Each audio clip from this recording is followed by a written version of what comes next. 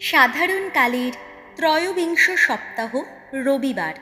প্রথম পাঠ প্রবক্তা ঈশায়ার গ্রন্থ ৩৫ অধ্যায়, পদ সংখ্যা ৪ থেকে ৭। অবারিত হবে বধিরের কান, বোবার জিভে জেগে উঠবে আনন্দের ধ্বনি। ব্যাকুল যাদের অন্তর, তাদের এই কথা শোনাও। ভয় করো না, সাহস ধরো। ওই দেখো তোমাদের ঈশ্বর। তোমাদের প্রতি যত অন্যায়ের প্রতিশোধ নিতে, যথাযোগ্য প্রতিফল দিতেই আসছেন তিনি। তোমাদের রক্ষা করতে নিজেই আসছেন তিনি। এবার খুলে যাবে অন্ধের চোখ, অবারিত হবে বধিরের কান। এবার খোঁড়া মানুষ লাফিয়ে উঠবে হরিণেরই মতো। বোবার জিভে জেগে উঠবে আনন্দের ধ্বনি, কারণ মরুভূমিতে উৎসারিত হবে প্রবল জলধারা। মরুপ্রান্তরের বুকে বয়ে চলবে খরস্রোতা যত নদী। তখন দগ্ধ ভূমি হবে সরোবর, তৃষ্ণার দেশভূমি হয়ে উঠবে টগবগে ঝর্ণার দেশ। শেয়াল লুকিয়ে বসে থাকত যেখানে, নল খাগড়ার ঝোপ বাড়বে সেখানে। প্রভুর বাণী। শ্যাম সঙ্গীত ধুয়ো। ওগো ভগবান, তোমার স্তুতি গাইব আমি সারা জীবন ধরে। ভগবান সত্য পালনে চিরনিষ্ঠাবান। তিনি নিপীড়িতের সুবিচার করেন, ক্ষুধার্তকে তিনি অন্ন দান করেন। ভগবান কারাবাসীর বন্ধন মোচন করেন। ধুয়ো। ওগো ভগবান, তোমার স্তুতি গাইব আমি সারা জীবন ধরে। ভগবান অন্ধকে দৃষ্টিমান করে তোলেন। ভগবান নুয়ে পড়া মানুষকে আবার সোজা করে দাঁড় করিয়ে দেন। ভগবান প্রবাসী মানুষকে নিরাপদে রাখেন। অনাথ ও বিধবার মনে ভরসা জাগান। ধুয়ো। ওগো ভগবান, তোমার স্তুতি গাইব আমি সারা জীবন ধরে।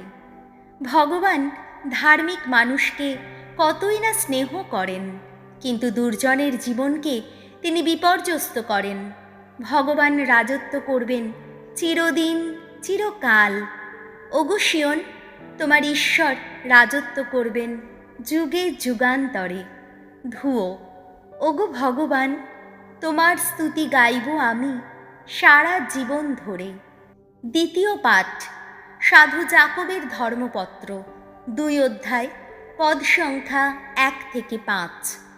ঐশ্বরাজ্যে দরিদ্রের মর্যাদা।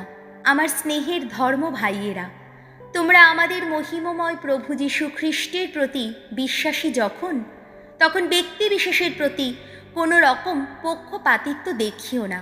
যেমন ধরো, তোমাদের সভায় সোনার আংটি আর জমকালো পোশাক পরে একটি লোক এলো, আর এলো মলিন পোশাক পরা একজন গরিব লোক। এখন ওই জমকালো পোশাক পরা লোকটিকে বিশেষ খাতির দেখিয়ে তোমরা বললে, আসুন এদিকে, এই ভালো জায়গায় এসে বসুন। আর গরিব লোকটিকে তোমরা বললে, ওখানেই দাঁড়িয়ে থাকো, কিংবা এসো এখানে আমার পায়ের কাছে মাটিতেই বসো।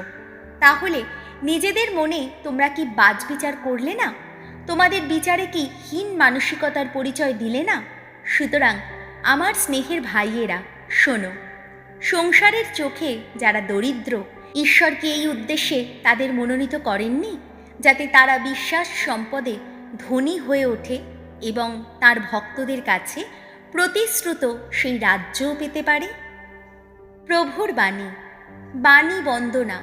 জয় জয়, প্রভুর জয়। সকলকেই শোনাতেন যিশু ঐশ্বরাজ্যের মহামঙ্গল বাণী। মানুষের যত রোগ, যত ব্যাধি সারিয়েই তুলতেন তিনি। জয় জয়, প্রভুর জয়।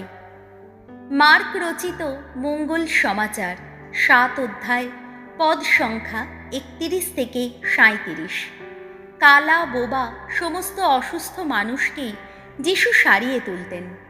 তুরস এলাকা থেকে ফেরার মুখে যিশু সিদোন শহর হয়ে গালিলিয়া সাগরের দিকে গেলেন। ডেকাপলিস এলাকার মধ্য দিয়েই এগিয়ে চললেন তিনি।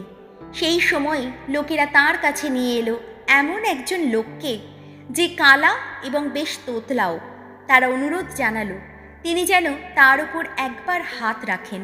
যিশু লোকটিকে জনতার সামনে থেকে একটু আড়ালে নিয়ে গিয়ে তার 2 কানে একবার আঙুল দিলেন এবং খানিকটা থুতু নিয়ে তার জিভে ছোঁয়ালেন। তারপর স্বর্গের দিকে চোখ তুলে তাকিয়ে তিনি দীর্ঘ নিঃশ্বাস ফেলে বললেন, এফফাথা, অর্থাৎ খুলে যাও। সঙ্গে সঙ্গে লোকটির কান দুটিও খুলে গেল, তার জিভের জড়তাও কেটে গেল। সে স্বাভাবিকভাবেই কথা বলতে লাগলো। যিশু এই কথা কাউকে জানাতে তাদের নিষেধ করে দিলেন, কিন্তু তিনি যতই নিষেধ করেন এইসব কথা তারা ততই রটাতে থাকে। তাদের বিস্ময়ের আর সীমা ছিল না। তারা বলছিল, ওর সমস্ত কাজই অপূর্ব, এমনকি উনি কালাকে দেন শোনবার শক্তি আর বোবাকে দেন বলবার ক্ষমতা। প্রভু যিশুর মঙ্গল সমাচার।